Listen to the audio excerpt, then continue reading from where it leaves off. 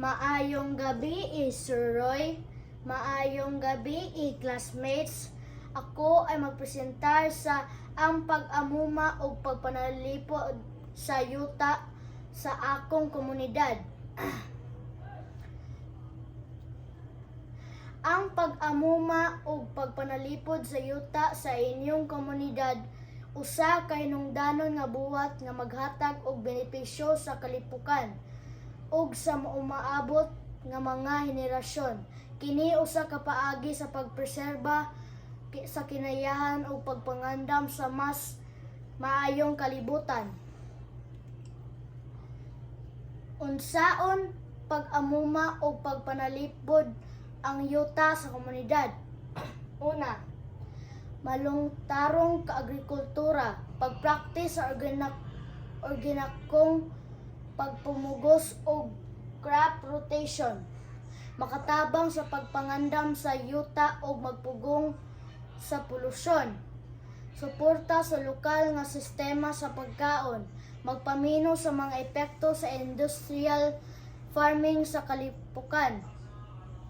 Kadua, konserbasyon sa mga kapunguhaan, pagpanalipod sa tubig ug paglikay sa pagputol sa mga lasang, maghatag og mas limpyo nga tubig ug magtabang sa pag-regulate sa klima, soil conversion, pinaagi sa pag-amping sa yuta gikan sa erosion o pagpreserba sa fertilidad niini.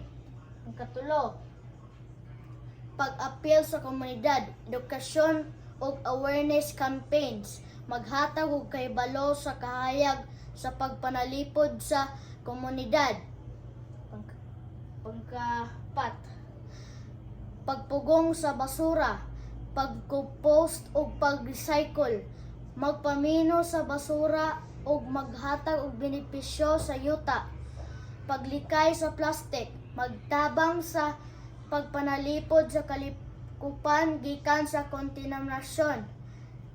Kalima, pagpreserba sa wildlife, pagprotekta sa mga habitat sa mga hayop ug pag-apil sa mga green spaces, magtabang sa biodibersidad ug kahimsog sa komunidad.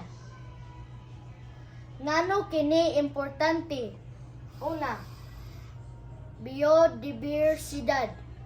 Ang malungtarong yuta mapasiguro nga ang mga hayop nga ug tanom magpabiling buhi nga magtabang sa pagmintar ug sa ekosistema. Kadua, pagpugong sa pagbag-o sa klima. Ang yuta mag-absorb og carbon dioxide nga magpugong sa pagtaas sa temperatura o maghatag mas maayong klima. Katulo, kahimsog sa yuta ug agrikultura. Ang pagpanalipod sa yuta magpamahino sa erosion ug maghatag og fertile nga yuta alang sa umaabot nga ani. Kaupat, sustainable water supply.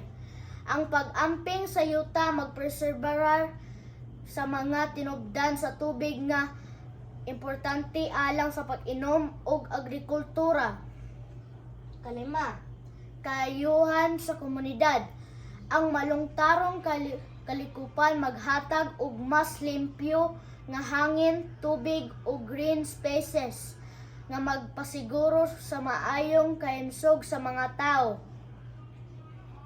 Konklusyon, ang pag-uuma o pagpanalipod sa yuta usa ka kritikal nga lakang aron maprotektahan ang kalikupan ug maghatag og mas himsog ug malungtarong kalibutan alang sa umaabot nga mga henerasyon. Pinaagi sa mga malungtarong pamaagi, pag-apil sa komunidad ug konserbasyon sa mga kapunguhaan. Makab-ot nato ang kalig-on sa ekosistema ug mapasiguro sa kaayuhan sa tanan. Daghang salamat.